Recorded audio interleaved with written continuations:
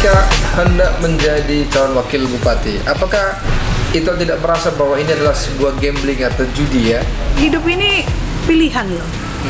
Kita nggak bisa mau itu dan mau ini, putih atau hitam, merah atau kuning. Kita nggak perlu mengkambing hitamkan orang lain. Ya kalau kita masih belum berhasil, saya merenungkan ada hal yang perlu diperbaiki mungkin ke depan.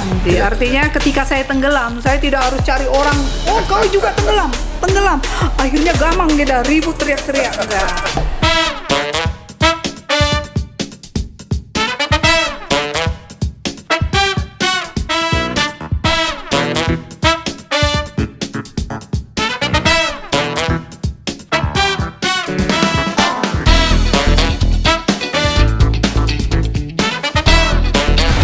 Selamat sore, kembali kita bertemu dalam program Green Gita TV Mendengar. Sore ini kita akan berbincang santai bersama seorang tokoh perempuan yang sudah malang melintang di dunia politik, khususnya di Kabupaten Simalungun sebagai kawasan Danau Toba. Langsung saja kita sapa Rospita Sitorus. Selamat sore, itu Rospita Sitorus, apa kabarnya? Baik, buka. Silakan. Ya. Terima kasih. Selamat sore, itu Fernando Sitanggang. Iya. Apa kabarnya itu? Baik ya. Nah, senang sekali ini bisa bertemu itu. Kebetulan di Samosir pula ini ya kan? Iya. Ini kayaknya pertemuan yang nggak direncanakan ya. Yang tidak direncanakan, tetapi langsung todong ya. Biasanya kalau nggak direncanakan itu langsung jadi. Jadi ya, daripada direncanakan sulit ketemunya nih. Betul. Nah, itu Rospita kan kemarin beberapa waktu yang lalu kami dengar pernah ikut sebagai wakil Bupati Simalungun ya. Calon wakil bersama Bapak Saragi ya. Anton Saragi. Tapi ternyata belum rezeki ya. Iya. Nah, keberhasilan yang tertunda. Nah, kami sangat tertarik dengan sosok perempuan yang sudah malang melintang di dunia politik, ya, khususnya di sekitar kawasan Danau Toba, salah satunya itu. Nah, sebelum menjadi calon wakil Bupati Simalungun, itu juga pernah sebagai legislatif, sebagai anggota DPRD Kabupaten Simalungun, wakil ketua. Nah, gimana pertama-tama tertarik di politik ini, itu Rospita? Ya, terima kasih. Mungkin sebelum saya menceritakan bagaimana saya menjadi anggota DPR, mungkin saya boleh ya kilas balik. Iya, boleh. Ya. Memang mulai dari SMP, SMA, mahasiswa, saya sudah tertarik ke organisasi. Oh gitu. Ya, SMP saya udah ikut pramuka, kemudian SMA saya menjadi salah satu pengurus OSIS. Nah, kemudian ketika saya mahasiswa, saya waktu itu tahun 83 diterima di salah satu fakultas di Universitas Sumatera Utara. Tepatnya di Fakultas Pertanian. Saya masuk tahun 83. Nah, karena memang hobi saya itu organisasi, maka saya sudah melihat mana kira-kira organisasi yang bisa tempat saya untuk lebih mengembangkan diri. Nah, saya diajak teman, ada organisasi mahasiswa namanya Gerakan Mahasiswa Kristen Indonesia. Pernah gabung di GMKI ya? Iya, cabang Medan. Di Komisariat Pertanian USU. Saya pengurus 2 periode di sana. Itu kebetulan mahasiswa pertanian USU ya? Iya, tahun 83. Nah, di GMK itu kita kan dibekali lah, dilatih menjadi seorang pemimpin. Di sana bagaimana seorang pemimpin yang bisa mendengar, kemudian menyampaikan pendapat, bahkan latihan sidang, ya, semua di sana. Jadi kita cukup dibekali lah di GMKI. Nah, setelah itu tamat, saya bekerja di perusahaan ada beberapa tahun. Kemudian resign, terus saya jadi dosen. Oh, sempat dosen. Dosen di 18 mana tahun tuh? saya 18 tahun. dosen. Di mana? Di Fakultas Pertanian USI, Universitas Simalungun. Oh, Iya. sudah lama berarti di Simalungun ya? Iya sudah. Jadi ya? karena saya lahir di Simalungun. Oh, lahir di Simalungun. Iya, bekerja di Simalungun. Jadi Simalungun. saya lahir, tumbuh dan berkembang di Simalungun. Di Simalungun, Iya, ya. jadi saya nggak orang asing lagi. Meskipun saya Borusitorus ya. Iya. Jadi Borusitorus orang bilang, loh itu kan tempatnya di Porsea gitu ya. Saya lahirnya di Simalungun, tepatnya di Sidamanik, Kecamatan Sidamanik. Nah, kemudian saya dosen, terus saya aktif di Persatuan Inteligensi Kristen Indonesia (PIKI). PIKI, iya. Kota Siantar Simalungun, Iya. saya wakil sekretaris. Iya. Kemudian saya juga aktif sebagai sekretaris PWKI, Persatuan Wanita Kristen Indonesia Siantar Simalungun. Siantar Simalungun. Iya. Nah, itulah wadah yang tempat saya bisa melayani, mencoba mengembangkan diri. Tapi ada satu hal yang menjadi beban pikiran. Waktu itu saya juga aktif sebagai ketua lembaga Marina. Apa itu lembaga Marina? Itu beribu, Marinong, Marina gitu, iya. Marina. Jadi beribu. Iya. Nah, itu adalah sebuah lembaga NGO yang concern terhadap pemberdayaan perempuan. Nah, NGO ya. Iya. Saat itu di tahun-tahun 90-an persoalan perempuan kan sedang booming ya dibicarakan, sedang marak. Bagaimana peran perempuan di rumah, di masyarakat, artinya peran perempuan di publik dan di domestik itu menjadi perbincangan hangat dan kami ambil bagian. Waktu itu saya bersama dengan teman-teman dari kampus dan teman-teman NGO lain, kemudian ada praktisi hukum, ada praktisi kesehatan, Pak Sarmedi Purba, kenal kan? Sarmedi ya. Nah, itulah mencoba memberikan masukan kepada kami sehingga kami membentuk sebuah lembaga namanya Marina. Kita di sana menggodok dan mencoba memberikan pemahaman kepada masyarakat tentang bagaimana peran perempuan dan laki-laki di masyarakat. Nah, dari sana berangkat saya berpikir kalau hanya saya di seputaran organisasi dan mengajar, sementara apa yang mau kita lakukan sebuah perubahan itu biasanya itu kan ada payung hukumnya. Iya. Nah, produk hukum itu kan adalah tugasnya pemerintah dan legislatif. Iya, betul. Nah, pemerintah saya sudah tidak mungkin karena saya bukan seorang ASN ya. Tapi ada satu yang menjadi keinginan saya, peluang, yaitu anggota DPR. Oh, artinya bagaimana supaya kita bisa merubah ini dengan masuk ke sistem ya? Benar. Kalau kita hanya di luar teriak-teriak, jadi parlemen jalanan. Parlemen jalanan.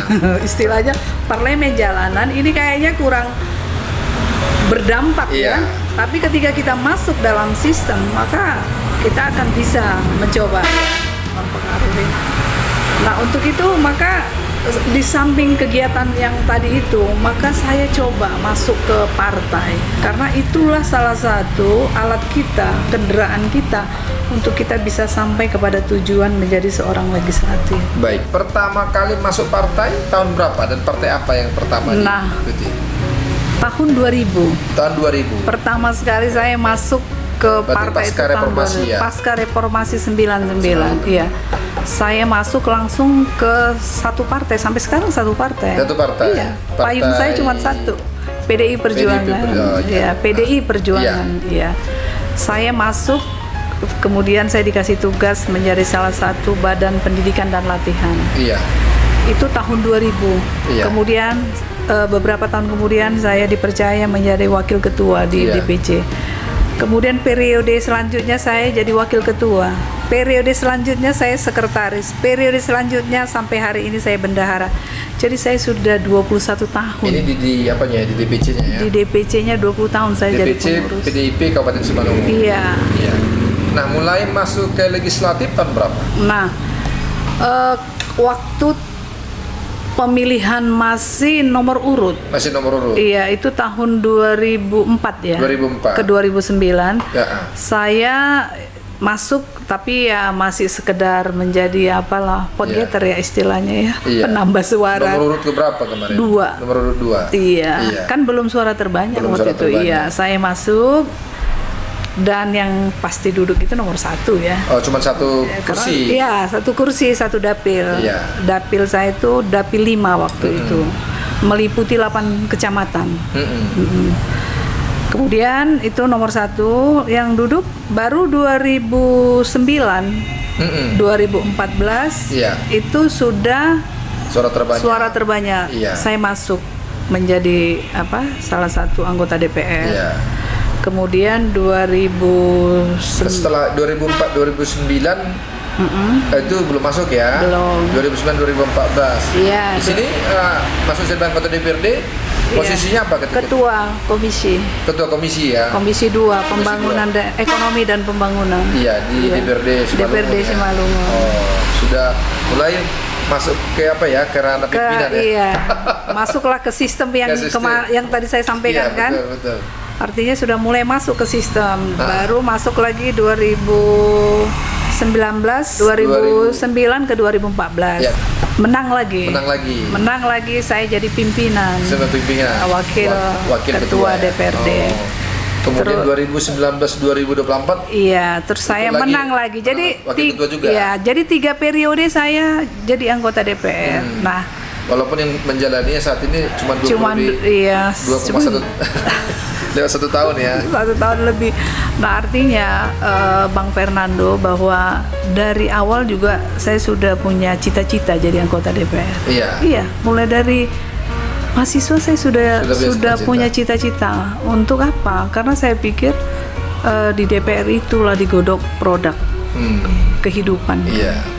Nah, artinya di sanalah dibicarakan untuk semua kepentingan masyarakat. Jadi itu yang keinginan, apalagi aku itu sangat lebih concern terhadap persoalan perempuan. Kalau orang bilang bahwa nggak ada sih masalah perempuan lagi karena perempuan sudah bisa jadi apapun katanya. Itu kan hanya kasat mata, tapi sesungguhnya masih banyak hal yang perlu diselesaikan. Persoalan-persoalan perempuan, dan itu menyangkut regulasi kan. Nah, di mana itu dibentuk ya di DPR ini. Nah, itu. Nah, jadi itu sebenarnya yang lebih mendorong saya secara pribadi masuk ke ranah politik ini, meskipun kalau teman-teman bilang politik itu aduh kejam banget ya, politik itu kotor, intriknya luar biasa gitu. Tapi saya yang udah menjalani. Di pengurus partai saya udah 20 tahun, di DPR saya sudah 2 periode full dan 1 periode menjalani. Kemarin saya mundur karena mencoba untuk menjadi calon wakil bupati. Eksekutifnya ya. Iya. Nah, menjadi anggota DPRD pasti sibuk ya. Banyak waktu tersita. Apakah suami tidak keberatan, anak-anak nggak keberatan dengan kesibukan si ibunya? Kayaknya sih enggak, karena kan suami saya juga kami ketemunya di organisasi. Justru di organisasi. Iya, meskipun dia seorang ASN, tapi kami bertemu di organisasi dan dia memahami. Dinas di mana? Dulunya sempat menjadi kepala dinas lingkungan hidup dan kepala dinas pertambangan di Kabupaten Simalungun. Sama, kami sama berkarir di Kabupaten Simalungun. Jadi persoalannya Bang Fernando, memang banyak orang bilang gimana sih seorang perempuan harus aktif di luar sementara dia kan harus menyelesaikan persoalan-persoalan di rumah. Nah, memang ini yang menjadi persoalan. Oleh sebab itu, kalau perempuan mau eksis di luar, dia harus sudah selesaikan dulu dalam rumah tangganya. Artinya tidak ada lagi persoalan pembagian tugas antara suami dan istri. Nah, kalau orang bilang ngurus anak itu urusan ibu-ibu, urusan dapur itu urusan ibu-ibu, begitu. Saya pikir itu tidak lagi harus kita perdebatkan. Persoalan itu kan sebuah konstruksi kita aja, membangunnya dalam rumah tangga kita kan. Apakah kalau dia laki-laki nggak boleh ngurus anak? Terus apakah dia karena perempuan terus dia nggak boleh keluar menjadi seorang politikus? Kan nggak kan? Nah, jadi itu kan sebuah konstruksi sosial yang harus kita percakapkan pertama di rumah dulu. Jadi itu udah kuselesaikan dengan suami. Dan suami melihat bahwa aku itu punya kemampuan untuk menjadi politisi barangkali, sehingga dia bilang oke, lakukan saja karena memang kayak itu duniamu mah gitu. Jadi artinya dia melihat ada potensi di sana, sehingga nggak terjebak. Kan perempuan, masa kamu sih yang keluar, aku di rumah gitu. Tidak lagi. Jadi kita sudah jelas pembagian tugas itu tidak ada lagi, tidak ada skat. Alaniho boru-boru harus di dapur gitu, tidak. Tapi siapapun melakukan apa untuk siapa, siapa untuk apa, itu adalah sebuah konstruksi yang kita sepakati secara bersama. Baik. Nah, berarti kalau sudah berarti anak-anak karena saat ini sudah sudah cukup dewasa ya semua ya? Berapa jumlah anak-anak? 3. Ya, tapi kan dulunya kan juga sama anak saya 20 tahun yang lalu kan masih kecil-kecil ya. Jadi anak saya yang pertama itu seorang dokter. Oh gitu ya? Iya, laki-laki. Menikah dengan boru karo. Jadi soal suku saya juga sudah bebas. Tidak tersekat lagi ya. Mereka sama-sama dokter. Sekarang mereka bekerja di Rumah Sakit Gatot Subroto, Angkatan Darat Jakarta, RSPAD. Dan menantu saya sedang mengambil spesialis paru-paru. Dan anak saya sedang mempersiapkan diri mau spesialis jantung. Oh, luar biasa. Mereka sama-sama alumni USU, kayak mami dan papinya. Yang kedua baru saya ini seorang sarjana teknik elektro dari ITB. Oh, luar biasa. ITB. Terus menantu saya juga dari ITB, S2 sipil. Sudah menikah mereka berdua. Menantu saya di Pelindo 2, baru saya di perusahaan Toyota di Jakarta. Nah, anak yang paling kecil ini sarjana teknik kelautan sudah sarjana selesai dari ITS Surabaya. Teknik kelautan. Iya, sekarang sudah bekerja di perusahaan Jepang di Thailand, Bangkok. Oh, jadi Thailand, luar negeri berarti. Iya. Jadi kami tinggal berdua di rumah. Kembali berdua ya. Kembali berdua berbulan madu. Baik, seperti itu. Nah, ketika memutuskan untuk keluar dari legislatif dan masuk ke eksekutif menjadi calon wakil bupati Simalungun, apa yang menjadi pemikiran Ito Rospita ketika itu? Memang Tok Fernando, banyak sih orang yang mencoba menelpon. Kenapa sih udah DPR kan sayang 4 tahun lagi waktu itu kan. Artinya periode ketiga ini kan masih 1 tahun saya jalani, tinggal 4 tahun lagi kan.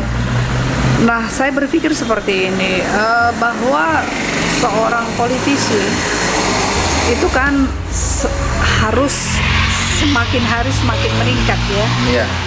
Nah, saya melihat ini ada peluang karena memang tugas-tugas di DPR itu adalah ada 3 kan tugasnya kan, fungsi legislasi, budgeting dan pengawasan. Betul. Nah, tapi ketika berbicara eksekusinya itu tidak kita miliki, itu dimiliki oleh eksekutif. Nah, ketika saya hampir 2 periode di DPR, saya melihat itu ada sebuah keterbatasan tugas. Artinya bahwa memang itulah tugas DPR. Nah, untuk lebih globalnya lagi, untuk lebih meluasnya lagi, maka kita sebaiknya memang kalau memungkinkan, kenapa tidak harus jadi eksekutornya untuk lebih bisa berbuat lebih banyak kepada masyarakat. Nah, itu sebenarnya yang melatar belakangi saya sehingga saya meninggalkan 4 tahun masa periode saya jadi anggota DPR. Dan saya mencoba untuk menjadi salah satu wakil eksekutif. Dan memang ketika itu partai PDI Perjuangan memberikan rekomendasinya kepada kami, pasangan Anton dan Rospita, untuk salah satu kandidat calon bupati dan wakil di Kabupaten Simalungun. Tapi yang pasti Bang Fernando, yang saya lihat adalah bagaimana kami itu bisa lebih berdampak lagi bagi orang lain, bisa memberikan yang terbaik lewat fungsi dan tugas kita yang lebih luas. Jadi kalau di DPR tadi kan kita masih terbatas dengan 3 fungsi itu. Betul. Tapi ketika kita ada di eksekutif, maka ini lebih luas lagi. Itu sebenarnya yang melatar belakangnya. Nah, ketika hendak menjadi calon wakil bupati, apakah Ito tidak merasa bahwa ini adalah sebuah gambling atau judi ya? Iya. Hidup ini kan semua judi. Iya. Iya kan? Dan hidup ini pilihan loh. Kita nggak bisa mau itu dan mau ini. Itu pilihan. Putih atau hitam, merah atau kuning, kita kan harus memilih. Iya. Nah, meskipun sebenarnya pilihan itu kan resikonya berat ya. Iya. Resikonya berat. Terus terang ya cukup berat karena dunia awam bilang ini kan perjudian besar ya. Iya. Ada lagi yang bilang begini, Bu Ros, ada air di tempayan, kok Iya. dibuang sih mengharapkan hujan dari langit katanya kan. Iya. Udah ada punya kok mengharapkan, ini dibuang, ini diharapkan yang belum pasti. Itu banyak yang menyampaikan itu, tapi saya punya prinsip bahwa hidup itu pilihan. Iya. Apapun katanya, untuk mendapatkan sesuatu kita harus berani, kita harus gambling, Iya. kita harus menjadi seorang survival ya gitu ya. Jadi ya nggak saya bukan munafik dan bukan sok hebat ya, meskipun memang pasti ada sesuatu yang menyisakan ya, apalagi ketika ini saya harus mengalami keberhasilan yang tertunda. Bukan kekalahan Bang, saya nggak mau dibilang kalah. Keberhasilan yang tertunda itu kan menyisakan rasa apa ya, lonely lah ya, kesepian, terus merasa apa gitu. Tapi puji Tuhan saya tidak sampai kepada titik yang menyatakan saya pada posisi syndrome power gitu, tidak. Keberhasilan yang tertunda ini kan bagian dari perjuangan yang harus kita bisa terima, meskipun sakit, meskipun pahit gitu. Tapi kita harus fight kan. Ketika hasil pilkada 2020 lalu menyatakan pasangan Ito dengan Pak Saragi, Pak Anton Saragi gagal, apa yang Ito rasakan? Ya jujur pertama kecewa lah ya. Kita pertama kecewa karena dari hasil kampanye kita selama beberapa bulan kita sudah coba terus menemui masyarakat dari desa ke desa. Simalungun itu kan luas, Iya. 32 kecamatan, Amparas 23 desa. Iya. Nah, kita sudah coba menyampaikan, memaparkan visi misi kita, dan saya sudah coba menyampaikan ini ke perempuan. Iya. Bahwa sudah saatnya perempuan diberi kesempatan, karena memang banyak hal yang harus kita retas lagi, banyak hal yang harus kita kerjakan untuk pemberdayaan perempuan. Bukan saya bilang bahwa ketika laki-laki nanti yang memimpin dia tidak akan concern terhadap perempuan, bukan. Iya. Tapi kayaknya lebih afdol ketika seorang perempuan dia lebih memahami kepentingan kaumnya, sehingga mencari solusi itu akan lebih sedikit memahami tentang itu saja. Jadi wajar kalau saya kan manusia biasa Bang. Tetapi kan Wajar, bukan berarti agak kecewa. iya. Tapi kan bukan berarti ketika gagal itu mencari-cari kesalahan si A, si B, enggak. segala macam seperti itu. Gak usah, kita nggak perlu mengkambing hitamkan orang lain. Ya kalau kita masih belum berhasil, ya kalau saya pribadi saya merenungkan ada hal yang perlu diperbaiki mungkin ke depan. Iya. Istilahnya Mungkin ke depan. seperti orang yang tenggelam. Ketika dia tenggelam dia akan menarik kanan kiri untuk dia selamat supaya sama-sama tenggelam gitu. Seperti itu. Enggak. Itu tidak terjadi seperti itu ya. Ya, puji Tuhan tidak terjadi. Tidak Artinya ketika saya tenggelam, saya tidak harus cari orang, oh kau juga tenggelam. Akhirnya gamang kita ribut teriak-teriak. Enggak seperti itulah. Yang pasti kalau menurut saya Bang Fernando, semasa kita berkampanye, berinteraksi, kemudian ada tim pemenangan kita, pasti mereka juga bekerja dengan penuh semangat. Iya. Karena kalau udah jadi tim berarti kan udah sehati kita dengan Betul. mereka, dan keinginan menangnya pun kadang-kadang jauh lebih hebat loh mereka. Lebih sedih TS yang kalah daripada kita. Kadang-kadang terlihat ya dari permukaan. Artinya bahwa ngapain lagi kita mengkambing hitamkan orang lain. Ya sudah, kita ya coba aja introspeksi diri, kenapa ya, apa yang kurang, dan ini yang menjadi sebuah masukan nanti untuk kita ke depan, untuk lebih lagi ke depan, apa yang kurang, apa yang perlu diperbaiki dari yang masa-masa yang lalu. Baik. Di tengah pencalonan Ibu Rospita Sitorus, kami dengar pernah terkena COVID-19. Oh. Terkonfirmasi positif COVID-19. Iya. Dan bisa melewatinya sebagai seorang Iya. penyintas lah. Iya, betul. Nah, itu kapan terjadinya? Oh, itu di bulan September.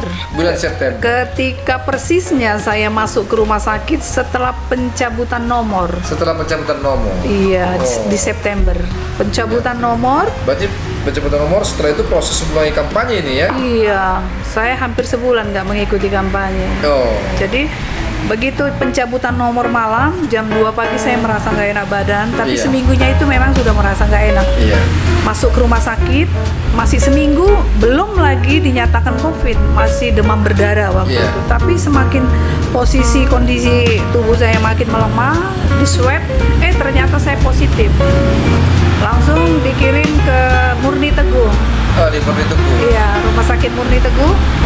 Kemudian diisolasi di sana, diberikan pengobatan, dan luar biasa saya sangat berterima kasih kepada seluruh dokter dan perawat yang ada di Murni Teguh, mereka luar biasa. Saya sering sekali mendengarkan masyarakat bilang, ada nggak dong COVID gitu ya. Nggak ada COVID, nggak ada di sini ibu COVID gitu. Jadi saya sampaikan ketepatan saya kan sudah penyintas ya, survivor. Saya lah buktinya saya kena COVID. Jadi ini juga menjadi kampanye saya waktu sambil mau jadi wakil, sambil kampanye COVID, supaya tetap pada protokoler kesehatan, pakai masker, cuci tangan, jaga jarak, seperti itu. Sampai hari ini karena saya sudah penyintas, kayaknya saya lebih disiplin lah dari apa ya, mohon maaf lah ya, dari teman-teman yang lain, karena saya sudah merasakan betapa sakitnya gitu ya. Itu hospitasi terus. Ini sudah los jabatan lah. Iya. Itulah pilihan yang diambil. Iya. Nah, walaupun gagal, tapi yang pasti sudah los jabatan. Iya, betul. Wakil ketua DPRD sudah selesai. Iya. Kan gitu kan. Nah, kemudian sekarang mungkin aktivitasnya sudah agak berkurang. Nah, bagaimana itu Rosvita menjalani hari-hari yang tanpa ada kegiatan dari pemerintahan lah yang selama ini dijalani? Iya, memang betul. Bagi orang-orang sibuk sebelumnya seperti saya ini, mungkin teman-teman yang pernah mengalami akan setuju ketika memang rasanya sepertinya kita kehilangan sesuatu gitu. Iya. Jujur saja, saya sampai ada 3-4 minggu itu seperti lonely gitu loh. Iya. Apa? Sendiri ya. Kayak sepi gitu, kesepian Karena gitu tidak kan. ada aktivitas itu. Iya gitu. Tapi kan saat ini saya masih punya kegiatan di politik juga. Saya kan sebagai bendahara Dewan Pimpinan Cabang di Simalungun. Nah, saya menyadari, cepat-cepat saya menyadari bahwa ya hidup kan ada pilihan. Iya. Terus saya juga langsung berpikir seperti ini, kan nggak semua kita yang ngatur. Abrakadabra jadi, aku ingin gini jadi gitu kan. Semua itu ada proses, dan yang paling penting yang saya ingat, ada yang mengatur di atas. Ya aku tinggal menyerahkan aja sama yang di atas supaya aku dikasih kekuatan, diberikan penguatan diri supaya aku bisa menghadapi perubahan yang cukup drastis dari rutinitas yang cukup padat menjadi rutinitas yang lengang ya, yang banyak waktu. Tapi saya pikir cuma sebulan aja. Setelah itu nggak ada masalah, karena di rumah pun saya punya. Sekarang apalah aktivitasnya? Yang keseharian ya? Ya bangun pagi saya ngurus bunga. Ada saya nanam anggrek, saya nanam mawar. Kemudian ketempatan pekarangan saya relatif agak sedikit luas. Itu saya tanami buah-buahan. Itulah saya rawat, saya pupuk. Daun-daun kuningnya saya bersihkan. Kemudian ya saya ke partai, karena kan ya rapat-rapat di partai tetap harus ini. Baru ketepatan kalau sosial pesta saya coba. Hanya kalau pesta saya belum berani terlalu lama-lama di pesta, karena tetap harus baik. Apalah harapan dan rencana kedepannya nih, itu Rosmita?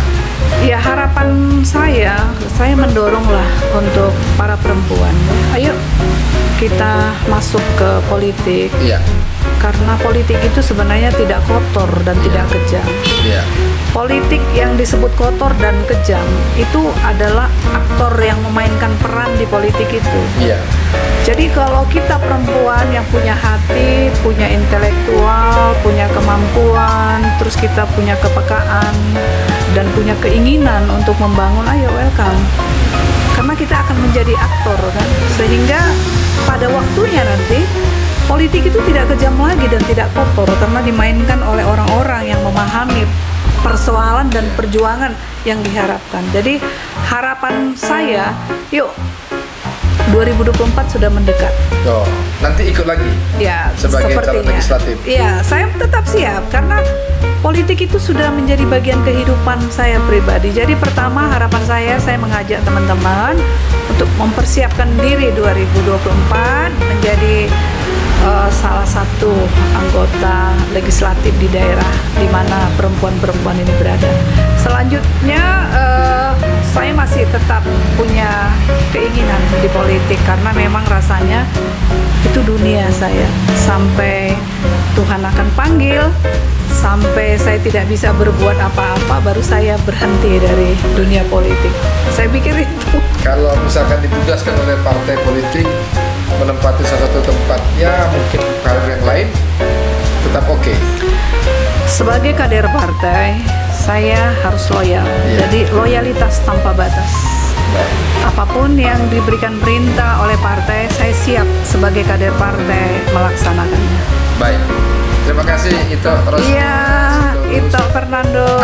Luar biasa waktunya ya. Ya, terima kasih. Langsung ditodong untuk ngobrol dengan Green Berita TV ya. Iya, saya juga berdoa semoga Green Berita TV Samosir semakin luar biasa. Iya, dan itu juga sukses selalu. Amin. Demikian tadi ngobrolan ringan kita bersama Rosmita Sitorus, tokoh perempuan yang sudah malang melintang di perpolitikan, khususnya Kabupaten Simalungun sebagai kawasan Danau Toba. Banyak perempuan-perempuan yang berkenan, yang mau ikut dalam kontestasi politik untuk bisa berkarya tentunya di sana. Saya Fernando Stanggang untuk Green Berita TV. Horas.